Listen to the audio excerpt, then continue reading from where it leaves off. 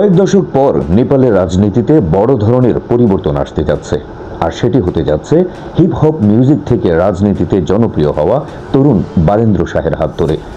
দেশটিতে অনুষ্ঠিত নির্বাচনে সবশেষ প্রাপ্ত ফলাফল অনুযায়ী শাহের রাষ্ট্রীয় স্বতন্ত্র পার্টি আরএসপি ১৬৫টি সরাসরি নির্বাচিত আসনের ২/৩ বেশি জায়গায় এগিয়ে আছে। ফলে নেপাল বহুদিন পর ঐতিহ্যগত রাজনীতিবিদদের বদলে এবার পেতে যাচ্ছে জেনজি প্রজন্মের এক তরুণ নেতাকে। মৈথিলি মাঝিসি পরিবারে জন্মগ্রহণকারী ৩৫ বছর বয়সী বালেন্দ্র শাহ ২০১২ সাল থেকে নেপালের হিপ হপ গানের সক্রিয় সদস্য ছিলেন। তিনি এ যাবৎ বহু গান প্রকাশ করেছেন, যেগুলোর বেশিরভাগই সামাজিক বার্তাধর্মী।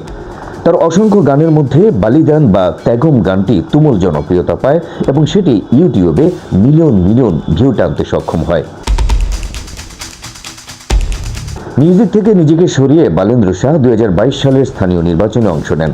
সেই নির্বাচনে নেপালি কংগ্রেস প্রার্থী সৃজনা সিং এবং সিপিএন প্রার্থী কেশব স্থাপিতকে পরাজিত করে কাঠমান্ডুর মেয়র নির্বাচিত হন বালেন্দ্র। মেয়র থাকাকালীন কাঠমান্ডুর বর্জ্য ব্যবস্থাপনা এবং ট্রাফিক ব্যবস্থাপনা সম্পর্কিত তার বেশ কিছু উদ্যোগ প্রশংসিত হয়। গত বছর অর্থাৎ ২০২৫ সালে সামাজিক যোগাযোগ মাধ্যমে নিষেধাজ্ঞাকে কেন্দ্র করে নেপালে জেনজিদের বিক্ষোভ শুরু হয়।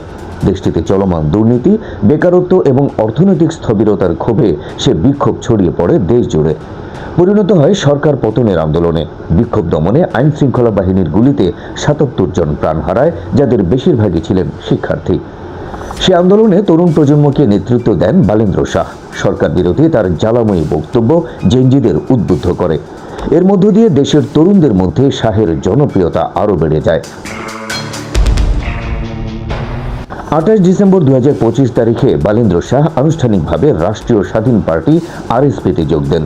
১৮ জানুয়ারি ২০২৬ তারিখে কাঠমান্ডুর মেয়র পদ থেকে পদত্যাগ করেন এবং দলের প্রধানমন্ত্রী পদপ্রার্থী হিসেবে ২০২৬ সালের নেপালের সাধারণ নির্বাচনে প্রতিদ্বন্দ্বিতা করেন।